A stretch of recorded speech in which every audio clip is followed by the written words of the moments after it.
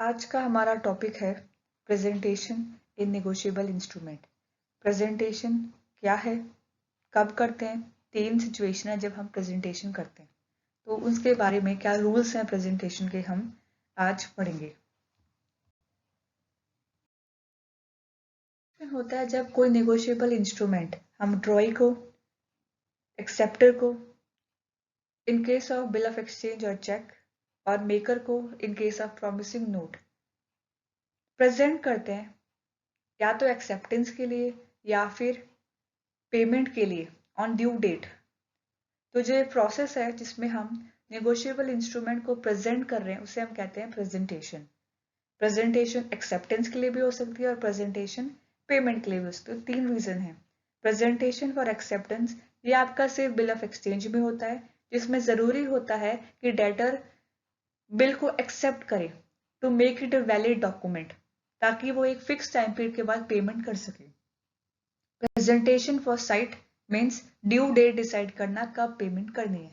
Presentation for payment ये आपकी सभी तरीके के नेगोशिएबल इंस्ट्रूमेंट के लिए एक्सेप्ट एप्लीकेबल है, जहां पे हम पेमेंट करने के लिए प्रेजेंट करते हैं। प्रेजेंटेशन फॉर एक्सेप्टेंस किस सिचुएशन में ये जरूरी है कि हम इंस्ट्रूमेंट को प्रेजेंट करें एक्सेप्ट करने के लिए। पहला है instrument is payable after site. After site means instrument इसलिए एक्सेप्ट करने के लिए पे किया जा रहा है ताकि एक ड्यू डेट डिसाइड हो सके, एक मेच्योरिटी डेट डिसाइड कर सकें कब पेमेंट करनी है। और सेकंड है क्लियर ऑर्डर, कि जब एक क्लियर इंस्ट्रक्शंस हो, ऑर्डर हो, रिटर्न ऑर्डर हो, जिसमें आपको इंस्ट्रूमेंट को प्रेजेंट करना ही है एक्सेप्ट करने के लिए। किन किन सिचुएशन में प्रेजेंटेशन एक्सेप्टेबल नहीं है। फर्स्ट केस है when it is payable on specific date, second when payable on demand, and third after expiry of certain time period. अगर एक फिक्स डेट पर आपको पेमेंट करनी है, 1 जुलाई को आपको पेमेंट करनी है। अगर पेबल ऑन डिमांड, जब डिमांड की जाए तब आपको पेमेंट करनी है। After expiry of time period, एक फिक्स डेट, फिक्स टाइम के बाद अगर आपको पेमेंट करनी है, उस केस में भी एक्सेप्टेंस के लिए प्रेजेंटेशन करने की आपको जरूरत नहीं है। किसको प्रेजेंटेशन फॉर एक्सेप्टेंस के लिए किसको प्रेजेंट करना है?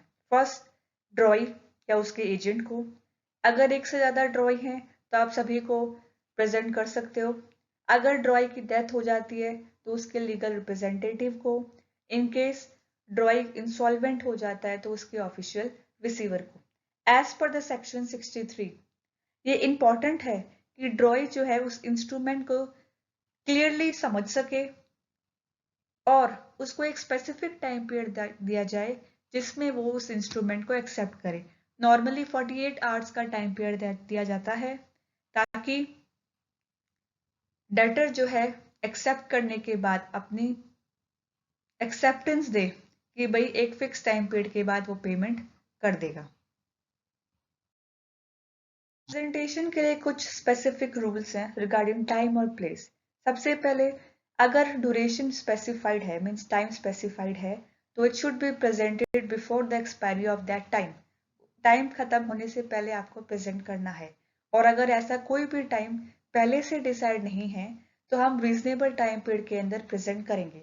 रीजनेबल टाइम पीरियड के साथ साथ हम प्रेजेंट करेंगे विद इन वर्किंग डेज में और ड्यूरिंग बिजनेस आवर्स में। जो भी आपके वर्किंग डेज हैं उसमें आपको नेगोशिएबल इंस्ट्रूमेंट प्रेजेंट करना है और वर्किंग डेज में, वर्किंग आवर्स में प्रेजेंट करना है। अगर डिले होती है प्रेजेंट करने में कुछ ऐसे रीजन की वजह से जो होल्डर के कंट्रोल में नहीं है, तो इसे एक एक्सक्यूज माना जाएगा। साथ में अगर प्लेस स्पेसिफाइड है, डिसाइडेड है, तो उसी प्लेस पे आप बिल को प्रेजेंट करोगे। अगर डिसाइड नहीं है तो बिजनेस प्लेस पर आप ड्रॉई को दोगे या फिर उसके रेजिडेंट में भी दे सकते हो।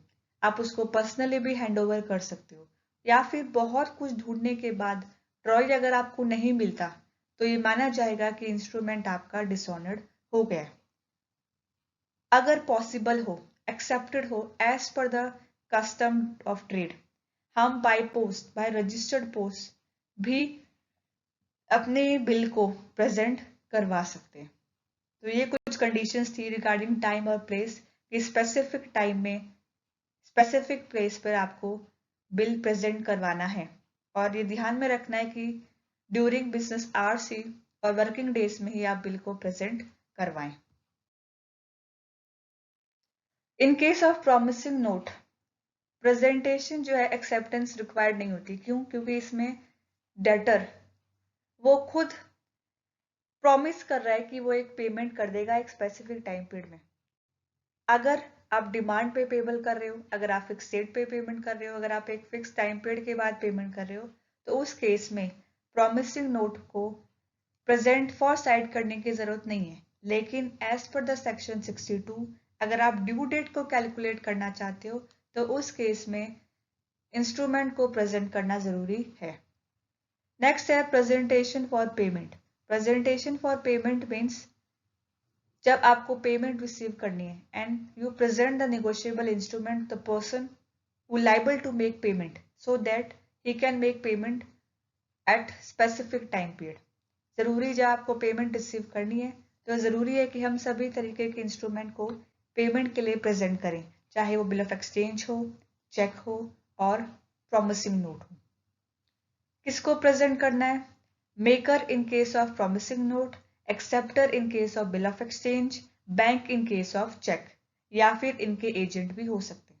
अगर आपने डिफॉल्ट किया टू पे विद इन रीजनेबल टाइम, कि रीजनेबल टाइम में आपने प्रेजेंट नहीं किया और पेमेंट में किसी तरीके की डिले हुई, तो बाकी जितनी भी पार्टीज हैं वो अपनी लाइबिलिटी से रिलीव्ड हो जाएंगी। तो ये था आपका प्रेजेंटेशन फॉर साइट। इसमें हम ड्यू डेट डिसाइड करने के लिए ही सिर्फ प्रेजेंट करेंगे प्रॉमिसिंग नोट को, नहीं तो प्रॉमिसिंग नोट की रिक्वायरमेंट नहीं होती।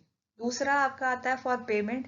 पेमेंट के लिए आपको हर तरीके का नेगोशिएबल इंस्ट्रूमेंट प्रेजेंट करना पड़ेगा ताकि आपको टाइम पर पेमेंट रिसीव हो सके। प्रेजेंटमेंट फॉर पेमेंट, ये सबसे इंपॉर्टेंट है कि जब आपको पेमेंट रिसीव करनी है तो आप डेटर को अपना नेगोशिएबल इंस्ट्रूमेंट प्रेजेंट करोगे ताकि आपको पेमेंट मिल सके।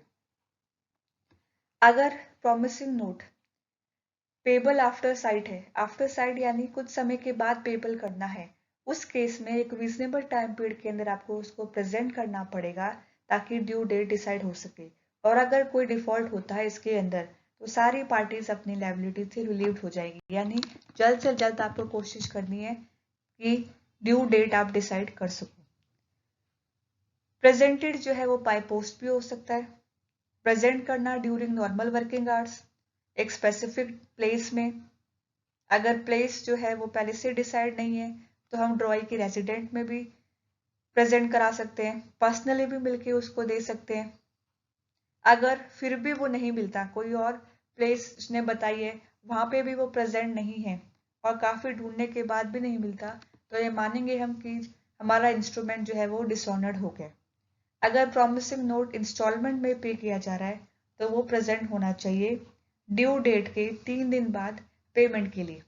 और same in case of holder of cheque, कि वो भी इंस्ट्रूमेंट जल्द से जल्द बैंक को प्रेजेंट करे without any delay to receive payment, जब तक बैंक और होल्डर के बीच का जो रिलेशनशिप है वो सही है।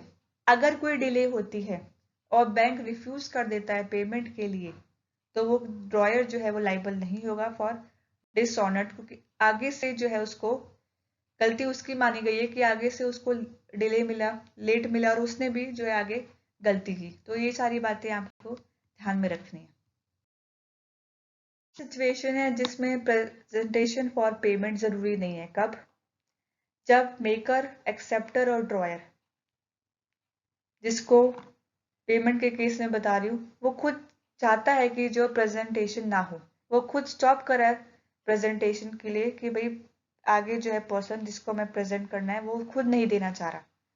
When at the time of making payment, जब पेमेंट की बात करें या जो प्रेजेंटेशन की बात करें, जो जगह बताई थी भाई यहाँ पे प्रेजेंट किया जाएगा, वहां पे वो पर्सन है ही नहीं, वो अपना जो बिजनेस है, वो प्लेस है, वो छोड़ के कहीं चला गया। कहीं और उसने प्लेस बताई हो, वो वहां पे भी अवेलेबल नहीं है। काफी ढूंढने के बाद भी वो पर्सन जो है वो नहीं मिला, या फिर वो पर्सन खुद कहता है कि भाई प्रेजेंटेशन वगैरह करने की जरूरत नहीं है, मैं अपने आप आपको पेमेंट कर दूंगा।